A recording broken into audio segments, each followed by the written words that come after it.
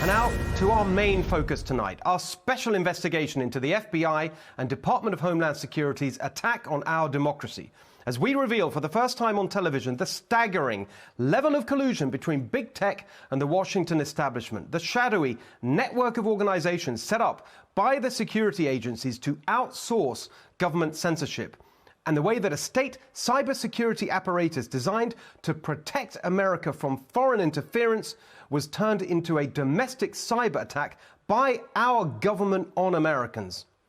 Evening, everyone, and welcome to The Next Revolution. Tonight, part one of our special investigation will focus on the FBI. The very government agency that is supposed to protect us attacked our democracy in 2020. Their aim? Protecting Joe Biden, who was the head of and financially benefited from a corrupt influence peddling operation with a hostile foreign power while he was vice president. The vice president of the United States planning to become president, bought and paid for through his family by our number one global enemy, China. This man, Christopher Wray, the director of the FBI, presided over a secret operation to cover up the Joe Biden corruption scandal by colluding with big tech. At best, Christopher Wray did nothing while rogue elements in his agency meddled yet again in our elections to help the Democrats. But at worst, Christopher Wray knew about the election interference operation and approved it, or worse still, directed it. Weeks before an election, evidence that the Democratic Party candidate was financially compromised by China was just disappeared. At the time, we criticized this as outrageous political bias by the companies involved. We called big tech and the media the alliance of bias. But now we know that it was 1,000 times worse. The tech companies and the media were just the stooges of our security state. We now know that it was the FBI that was behind the suppression of the Biden corruption story. Mark Zuckerberg was the first to go on the record. The FBI, I think, basically came to us, some folks on our team, and was like, hey, just so you know, like, you should be on high alert. We thought that there was a lot of Russian propaganda in the 2016 election. We have it on notice that basically there's about to be some kind of dump of that's similar to that. So just be vigilant. Did they specifically say you need to be on guard about that story? No, I don't remember if it was that specifically, but it basically fit the pattern. It fit the pattern. And the pattern was being conveyed to Twitter as well, in weekly meetings with the FBI, as well as the Department of Homeland Security. The FBI was represented in these meetings by an agent named Elvis Chan. He was deposed in the Missouri and Louisiana lawsuit against the federal government. On page 222 of his deposition, Elvis Chan names another person who was in these meetings, Shelby Pearson, the U.S. election threats executive at the Office of the Director of National Intelligence. In the meetings with these security officials, Twitter was warned about a hack and leak operation. Yoel Roth, Twitter's former head of site integrity, confirmed in a sworn affidavit to the FEC that, quote, a hack and leak operation would involve Hunter Biden. And it was worse even than that, as Miranda Devine revealed to us last Sunday night. The FBI had come to Twitter and told them in their weekly meetings before the 2020 election to look out for a hacked materials, a hack and leak operation that they believed was going to be about Hunter Biden, and it was going to come in October. It was going to come in October. How the hell did they know that? Because the FBI had been secretly spying on Rudy Giuliani, who'd been given the Hunter Biden laptop and was working with Miranda Devine to get its contents, especially the shocking evidence of Biden corruption, out into the open. The FBI saw text messages between Giuliani and Miranda and knew exactly when the Post was planning to publish its bombshell story. But here's the most damning fact of all. The FBI had had the laptop for over a year. It was given to them by the guy who ran the computer repair shop where Hunter left it. So the FBI knew the laptop was real. They knew the contents were not hacked. But still they told Twitter and Facebook to be on the lookout for hacked materials. The only way they could get Twitter and Facebook to justify the censorship under their terms of service. Hacked materials involving Hunter Biden, that would drop in October 2020 as part of a Russian disinformation campaign. They cooked the whole thing up. The FBI. That is election interference. That is unconstitutional. It is illegal. And it exposes our new dark reality that big tech, the social media and other platforms that through their aggressive monopolistic practices became essential parts of everyone's life, these platforms are today an extension not just of the Democratic Party, we've known that for a while. Much worse, they are extensions of the FBI and the other arms of the federal government's security apparatus. Big tech has been captured by the security state.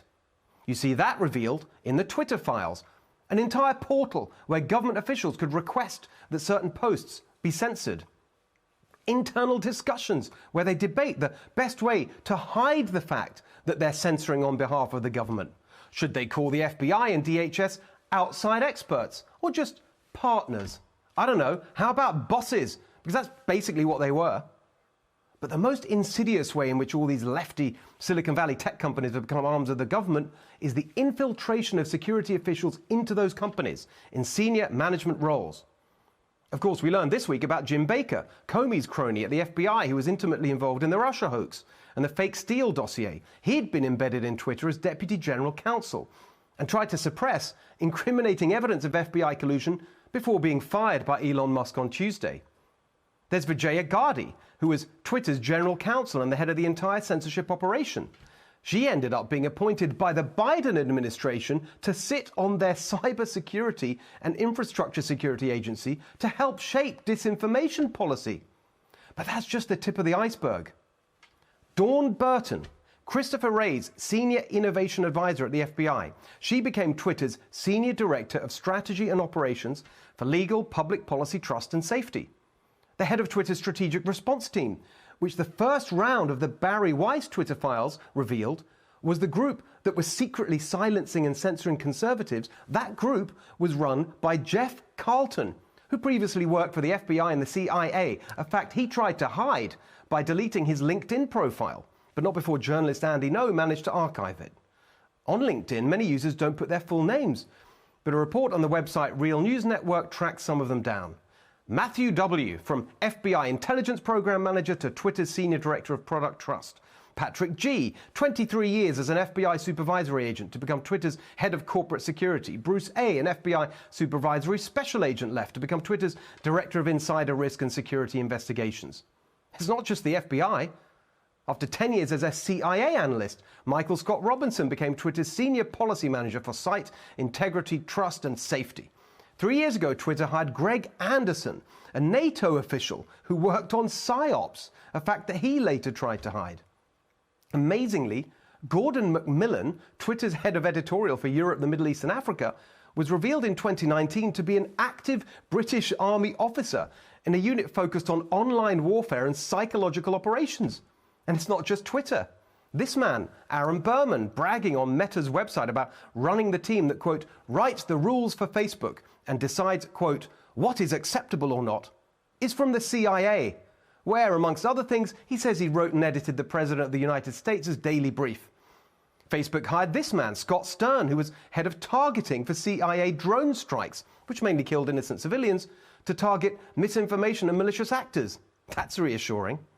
Here's a few more. Deborah Berman, Brian Weisbard, Cameron Harris, all of them from the CIA, working in areas like misinformation, now at Facebook, working on trust and safety, their euphemism for censorship. What could go wrong?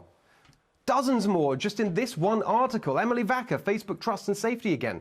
10 years in the FBI. Sheriff Kamal, Trust and Safety, previously a program manager at the Pentagon.